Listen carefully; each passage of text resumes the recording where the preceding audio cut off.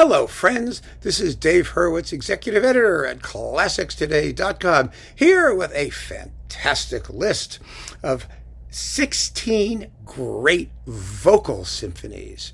Symphonies that feature voices.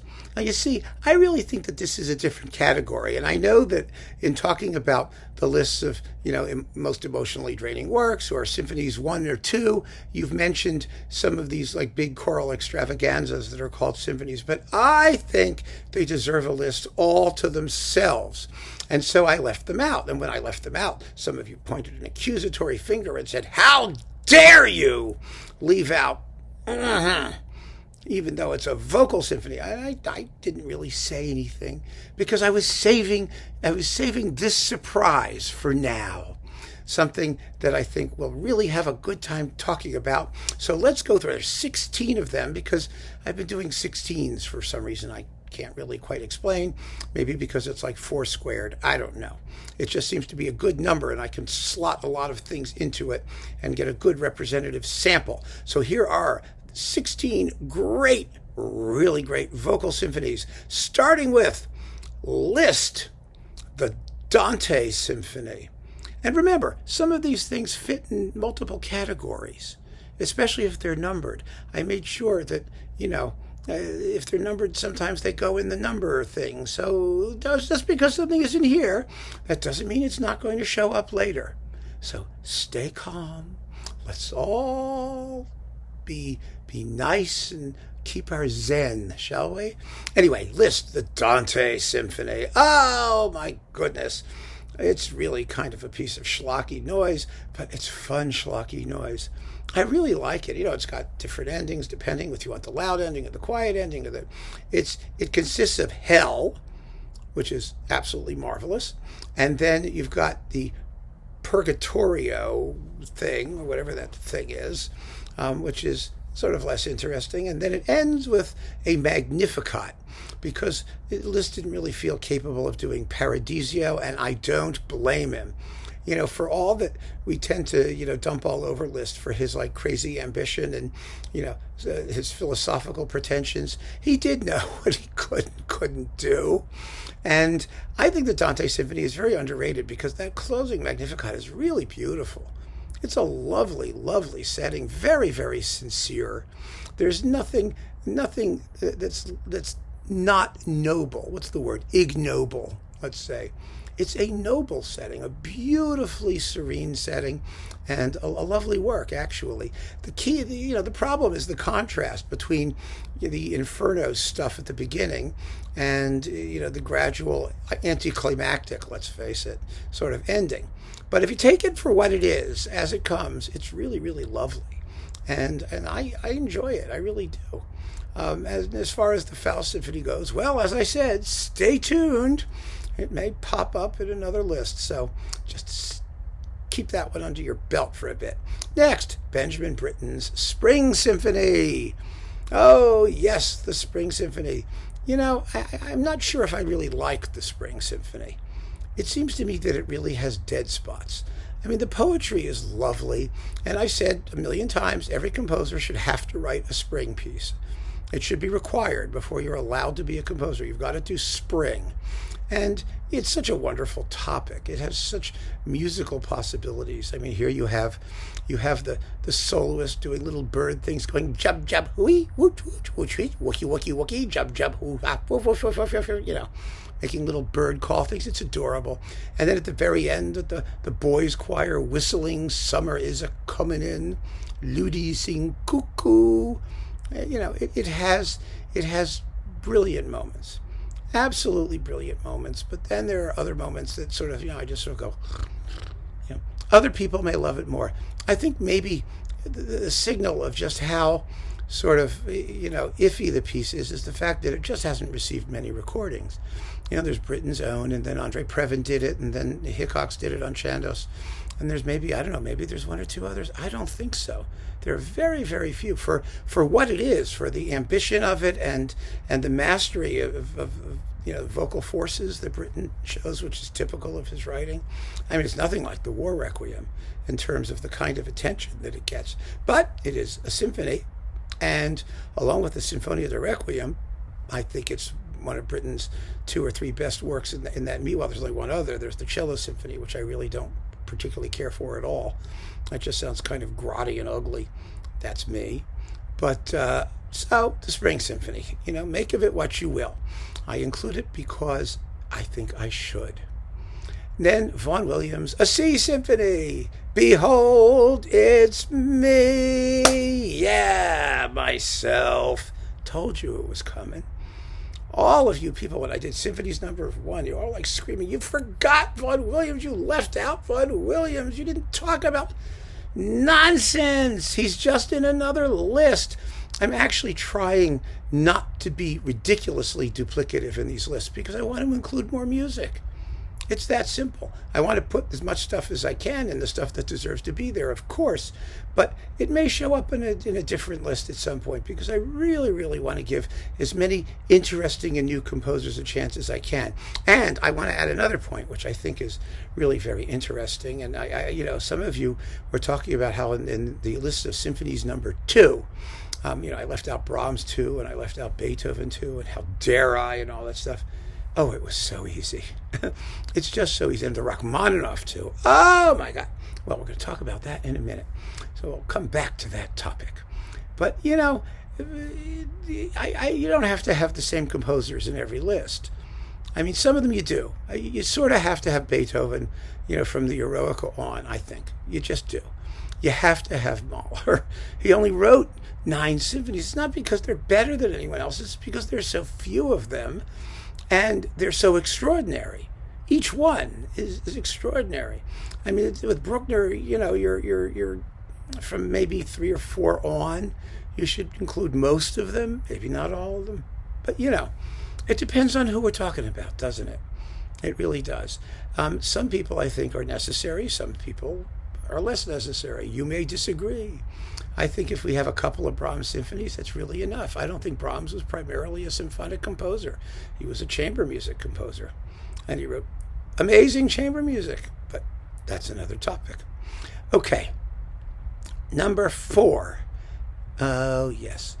After Vaughan Williams' C Symphony, there's Howard Hanson's C Symphony, which is on the same text, except that the whole symphony is less than the length of the finale of the Vaughan Williams. It's like 20 minutes long.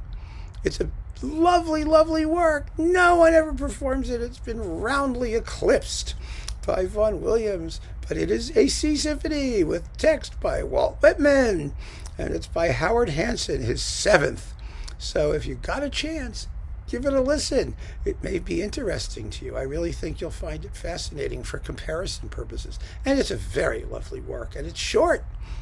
I mean, there's a lot to be said for short.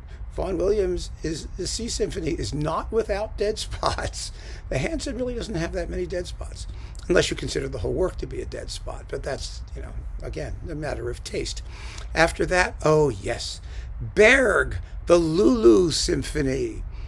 German composers kind of make a special feature of taking music from their operas and calling them symphonies. They're really suites, but it's German, so it sounds so much more impressive when you call it a symphony. But the Lulu Symphony is particularly significant because there's actually not a lot of vocal music in it. There isn't, but it's important because it contains the entire stretch of finale up to the point where Lulu and the Countess Geschwitz get murdered, which, Berg died before he had finished orchestrating it. But this is a big chunk of finale that he actually finished in time to extract this piece and perform it. So I wanted to throw it in there because it's definitely vocally inspired, let's put it that way. And even if the amount of singing in it is somewhat limited, you get the picture. So the Lulu Symphony, I think, is definitely a fun piece to throw in there. Then we've got, remember this? Havergal Brian's Gothic Symphony. A bunch of you talked about that too, because Brian's first symphony was actually his second, and it got demoted to his first. The second was sort of, either it disappeared or it was withdrawn, or I don't know what happened to it. But I do know that originally the Gothic was Symphony No. 2 because I had a score. That's what it said on it.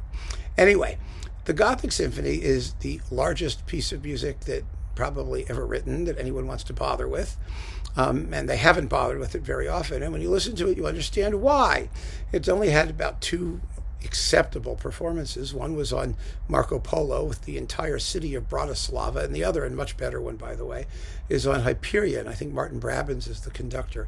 It consists of 3 big orchestral music movements, followed by 3 big choral movements on the text of the Te Deum. And it is just such a piece of mud. I mean, oh my goodness. I have to say, it is a classic example of the fact that more is not better, is not louder. You know, one of the things that was always interesting about symphonic orchestration is that Mahler only ever used 1 tuba. And people sort of scratch their heads and say, he's using all this extra brass, but it's just 1 tuba. Why is that? Well, the reason is because more than one doesn't make a louder sound. It just makes a muddier bass line to have more of them down there. I mean, that was something that Mahler understood. He certainly had an opportunity to learn that. And it's the same thing with Havergal Brian's Gothic Symphony. I mean, he wrote this behemoth. We always assume, let me put it to you this way, we always assume that composers who write enormous orchestral works know how to write enormous works for the orchestra. And sometimes they do, and sometimes they don't. The Gothic Symphony, it's not that Brian is incompetent. He's not. I mean, he was a brilliant visionary composer in many, many, many ways. But he was so much better when he started compressing things down to single movement symphonies or shorter movements and slightly smaller forces. He always wrote for very large orchestras, but this is just, it's like a smorgasbord full of not very great food. You know, it's the golden corral of symphonies. It's just kind of like, you know, the kind of buffet you get in Vegas to keep you coming back to the slot machines. You know, they give you more and more and more, and it's really cheap, and you keep getting more. There's tons and tons of everything, but at the end of the day, it just isn't that satisfying. That's how I feel about it. But I am mentioning it to you, and maybe in a few hundred years, it will start to grow on me. You never know. You never know. Next, Mendelssohn, Symphony No. 2, the Lobgesang. I think the Lobgesang is gorgeous. A lot of people dump all over it, but I think it's a beautiful, beautiful work. I've said that before. It has, you know, it's transparently based on certain predecessor works by, like, Beethoven, for example, which I am not going to mention because I'm not going to put on a tie. But I think that it's terribly underrated. It's underrated because it's, generally speaking, very cheerful. It's a song of praise, and it has wonderful tunes, and the choral writing is absolutely beautiful. And it actually, you know, the fascinating thing about it is that, you know, it has this reputation for being this big, heavy, dreary lump. The truth of the matter is it's mostly rather swift in tempo and really bright, and it moves. It moves really well. It's a beautiful piece, and I can't recommend it strongly enough. It's really, really lovely, and the instrumental movements are beautiful. And, it's just so terribly underrated. It's gorgeous. So after the Lobgesang, we have Rachmaninoff, the bells. Now, I think, it's billed as a choral symphony, right? I think the bells is Rachmaninoff's greatest work, period. It's a perfect marriage of music and text. It's perfect for Rachmaninoff's own sensibility. I do not think he was a very compelling symphonist, to be honest with you. I think the best symphony is the first, and then the second is a little less interesting, and the third is like really less interesting. They all have beautiful tunes. They all have beautiful orchestration. They're formally, well, iffy, say here and there, but that doesn't matter because the tunes are so good, really. But the bells is so great. And I know some of you are yelling, why did you put in Rachmaninoff's Second Symphony? It's so popular. Well, I don't care. I don't care how popular it is. I know it's popular. I love the Second Symphony. I love it. That doesn't mean I think it's one of the greatest Second Symphonies out there. I don't. I think there are better works. I think there are better works. There are more modern works. I think there are better works by other composers who are less well known. Rachmaninoff is a hugely popular composer, and deservedly so. Great tune writers are always hugely popular. But I didn't put Dvorak's Second Symphony in with the Second Symphonies either. And I love that too. And I think it's as good as Rachmaninoff's Second Symphony, but I didn't put it there. It doesn't deserve to be there yet, in my view. Maybe I'll do a list of things that are really lovely and popular that everybody loves that deserve to be in the list but weren't, or something like that. But the bells, oh, the bells, it's just unbelievably great. I think Rachmaninoff's two greatest symphonic works were the bells and the symphonic dances, and then the Isle of the Dead is its home poem, which is extraordinary. Those are his really great pieces. And the Paganini Rhapsody. I mean, there are a bunch of other things too for orchestral works. But wow, I just love the bells. Doesn't get performed enough. Hasn't been recorded enough for people to really get a sense of it, I think. I mean, although there have really been quite a few recordings. It's so beautiful. It also ends, with an adagio, with a slow movement, which is, the kiss of death. In fact, it is the kiss of death. That's exactly what it ends with. Death. And wonderful depiction of it. It's absolutely fabulous. So Rachmaninoff's The Bells has to be there. And after that, we have Holst, the Choral Symphony No. 1. There was no No. 2. And, oh, it's wonderful. It's just wonderful. It's got the Ode on a Grecian Urn, and it's got this wonderful scherzo full of space music, fancy and folly song, and oh, it's just terrific. It is quite similar to a C symphony in that it has this big, huge, long finale that has like quite a few dead spots in it, sadly. But other than that, it's marvelous, and it's a terribly underrated piece. Nobody ever does it, and it ought to be. It's probably because it's difficult. Like everything Holst wrote, Holst's music is very tricky rhythmically, and it requires a certain level of virtuosity. He wouldn't write down, even when he wrote pieces for amateurs. He always had a level of sort of sustained quality and a virtuoso element that you just have to master. But it's a marvelous piece, absolutely marvelous. So let's see what else we have here. What are we up to? 1, 2, 3, 4, 5, 6, 7, 8, 9 of them. So Zemlinsky, the Lyric Symphony. That's a Das Lied von der Erde knockoff, is what it is. And he said so. That's what Zemlinsky said. It's poetry by Rabindranath Tagore. And, it's wonderful. It's, I'm miserable. I want far off things. I'm filled with ineffable sadness, and the ineffability of my ineffable sadness is just the acme of ineffabiliciousness. And, it's so gloomy and beautiful and decadent, and it's so fin, as in fin de siècle. Great piece. Absolutely a great piece. That's been recorded numberless times, really has been. It's amazing. It's a very effective piece. Berg took a tune from it and put it in his lyric suite for a string quartet, later string orchestra. It made a profound impression, I think, and it's possibly the most successful of all of the Das Lied von der Erde knockoffs, of which there have been many. And I did a Das Lied von der Erde sequel video, if you want to see what some of the other ones are. Have a look, and you will learn just what an impact that work had on many, many composers. So Zemlinsky's Lyric Symphony is on the list. Then there's Bernstein's Third, the Kaddish. If you think I'm putting that in the list of Third Symphonies, think again. I'm not. I'm putting it here. It is a vocal work through and through with a narrator, and I hate narrators. There is nothing I find more irritating than somebody talking over musical accompaniment. That's actually called melodrama, by the way. It has a word. It has a long, long history. And Bernstein's text is particularly embarrassing too. Oh my goodness. He's having this conversation with God. It's a rather one-sided conversation. And, as time has gone on, I have to confess, at first I listened to it, I was just horrified by the thing. And now I've kind of gotten used to it. The musical parts, the singing is fabulous. The choral parts of the solos, they're wonderful. The music is thrilling, absolutely thrilling.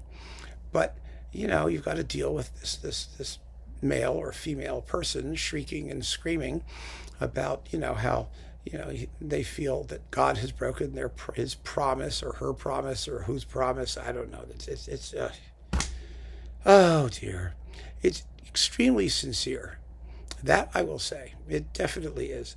But I don't know if I'm ever going to get used to that narration. I listen to it because I just love the musical parts. The musical parts are genius, absolute genius. It's just that framework. And you either accept it and suck it up and just go for it, or you can listen to something else. For example, one of the other things we can listen to is Holmboe, his Symphonia Sacra. That's another one of these symphonies with some Latin text tossed into it. Oh, Holmboe is so underrated. He's one of the great 20th century composers. He's obviously in the school of Carl Nielsen, or where Nielsen was headed, and that his music tends to be concise and very bracing and rhythmic and punchy and full of athleticism, I think is the word. And the Symphonia Sacra, I mean, most people don't even know he wrote a choral symphony, and it's really, really lovely. I mean, my goodness, it's beautiful. It's just, and short, it's like 25 minutes long or something. It's fantastic, absolutely fantastic. And so, if you have the BIS edition of all the Holmboe symphonies, which you should get, by the way, there's a whole pile of them. There's like 13 or 14 of them or something, and they all fit on like 5 or 6 CDs. That Symphonia Sacra is really, really special, and you will never hear it live. Oh, nobody pays any attention to this great music. It's just sitting there. Thank God it gets recorded, and we can listen to it and talk about it. And Holmboe is one of those guys who you really should get to know. So there's Holmboe. Then Shostakovich, 14th. What could be more fun than 11 poems about death? Now, I did a repertoire video about the Shostakovich 14th, so you can go and watch that. I'm not going to get into it in a huge amount of detail, other than to say that it's an absolutely gut-wrenching and gripping work, vocal all the way through for soprano and bass, and you should only listen to it in the original Russian. You shouldn't do any of these translations, whether they were authorized by Shostakovich or not. It really has to be sung in the original Russian. Usually I don't make a big deal about that. It depends what it is. But this seems to be a piece that is so squarely rooted in the sound of the Russian language. It just sounds so much better that way because the text makes sense. It's not because, Russian has like syllables other languages don't have. It's because the poetry is better in the Russian versions, demonstrably better, and it fits the musical line. So there you go, Shostakovich 14. And after that, well, how about Elgar's The Black Knight? Elgar wrote a ton of music before the Enigma Variations. Most of it was British choral tradition stuff. And nothing is more out of fashion than 19th century British, choral festival pieces. I mean, and who can blame it for going out of fashion? Most of it was terrible. But Elgar wrote some really great works. I mean, Caractacus is a terrific piece. It really is. These colorful historical cantatas and other things. And The Black Knight is one of those. It is billed as a symphony. And so it is, about 45 minutes long. It's a beautiful first half or second half piece for a choral concert, and nobody does it. And Elgar did not suddenly, spring fully clothed from the head of Zeus, as, Athena did. Or Brunhilde from Wotan's head. It wasn't like that. He sounded like himself for a good decade and a half before the Enigma Variations. And he wrote some really, really good music. I mean, some of it's direct. The Light of Life is just saccharine and horrible. And, there's some things that aren't very good. But The Black Knight ought to get played. It's fun. It's just a fun story. And, the music is really effective and affecting. It's a beautiful work. It really is. So give it a shot. Even if you're not an Elgarian. I happen to think that, the pieces that everybody toodles about, like The Dream of Gerontius, are not the best ways to get into Elgar. I think you're much better off starting with The Black Knight because it's shorter and it's more fun. And it's not sanctimonious. It's that saccharine, sanctimonious quality that is so off-putting in so much of the music of that period. And The Black Knight doesn't have it. So there you go. So after Elgar, yes, Burned Alois Zimmermann, the vocal symphony from Die Soldaten. Now, this is something for those of you who are really up for a scare. This is a gut punch of a piece. It's kind of like, the opera is Wozzeck on steroids. It's just as horrible and depressing and terrifying in its social outlook. And, it really is a difficult work. It's 12-tone, it's guaranteed to either fascinate you and thrill you and be emotionally draining, or send you running away in horror. Either way, before he actually finished the opera, it's rather like Hindemith's Mathis der Mahler. Zimmermann extracted a vocal symphony from the music that he was writing for the opera, because it's so big and so complicated, this opera, that it took a long time for him to figure out what the final form of it was going to be and whether it would even be performable. So he did the vocal symphony first. It's not very well known, but there's a superb recording of it on Ondine. And, I don't think there are any other recordings of it, but there is a really good one on Ondine, and it's definitely, if you're into expressionist operatic symphonies drawn from insane German dodecaphonic operas, then that piece is for you. However, Number 16. Number 16 is a work that a lot of you mentioned also for the world's most draining pieces. And again, it's by Shostakovich, because nobody does drainage like Shostakovich, let's face it. But it's the Babi Symphony, number 13, which is a shattering masterpiece. Let's just, lay it all out there. It's one of the most beautiful, horrifying, ultimately compassionate, witty. It has the whole range of emotions in it. It's all there in this symphony, and it is such a moving and deeply human testament. It really is. It's an incredible piece of music. I love it, and I know some of you are really after me for not including it in the drainage section of these talks for emotionally draining experiences, because it is that. It is absolutely gut-wrenching. And the end is so ethereal and so lovely and so at peace after all the horror. It really is. It's an indescribable piece of music. Really is amazing. And so I had to include it somewhere, and I think the place to put it would be as the capstone on my list of 16 incomparably great vocal symphonies.